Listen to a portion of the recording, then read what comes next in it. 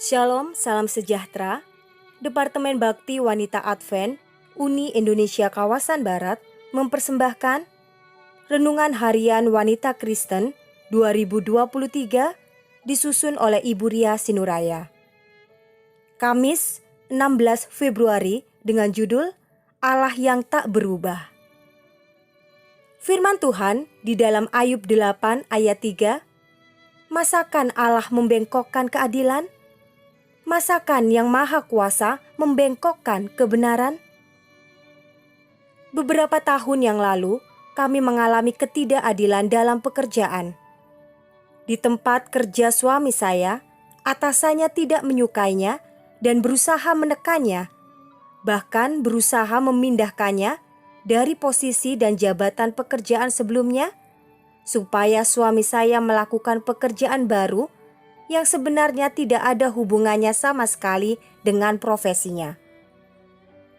Tetapi kami berdoa dengan sungguh-sungguh kepada Tuhan agar kami dapat ikhlas menerimanya bila ini yang terbaik yang diberikan oleh Tuhan.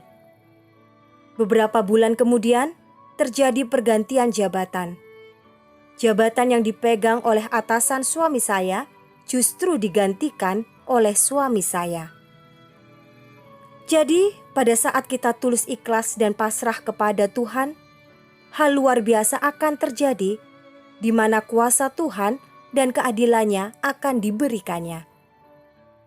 Keadilan adalah konsep kewajaran dan kebenaran dalam masyarakat. Ini melibatkan memperlakukan orang secara setara dan sesuai dengan hukum, dan memastikan bahwa setiap orang diberikan hak dan kesempatan istimewa mereka. Keadilan sering diatur oleh sistem hukum melalui proses litigasi atau proses pengadilan dan hukuman atas kejahatan dan kesalahan. Sebuah konsep dan harapan manusia yang sangat mulia. Namun apakah dapat terlaksana sesuai dengan keinginan setiap insan manusia? Rasanya tidak.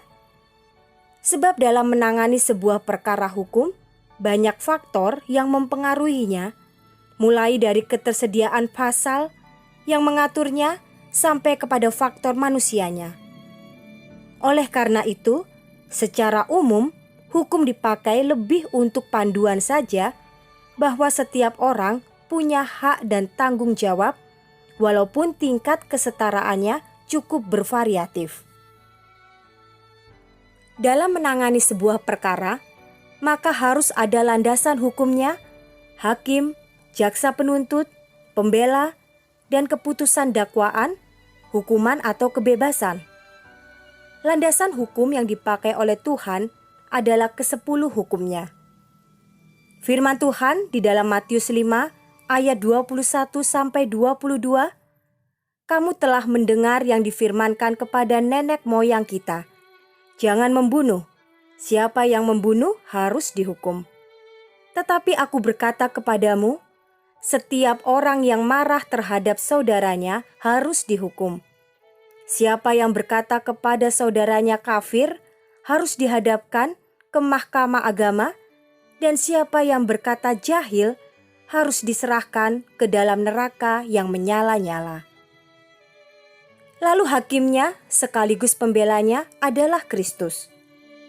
Yakobus 4 ayat 12, hanya ada satu pembuat hukum dan hakim, yaitu Dia yang berkuasa menyelamatkan dan membinasakan. Tetapi siapakah engkau, sehingga engkau mau menghakimi sesamamu manusia? Firman Tuhan di dalam Yohanes 5 ayat 30, aku tidak dapat berbuat apa-apa dari diriku sendiri.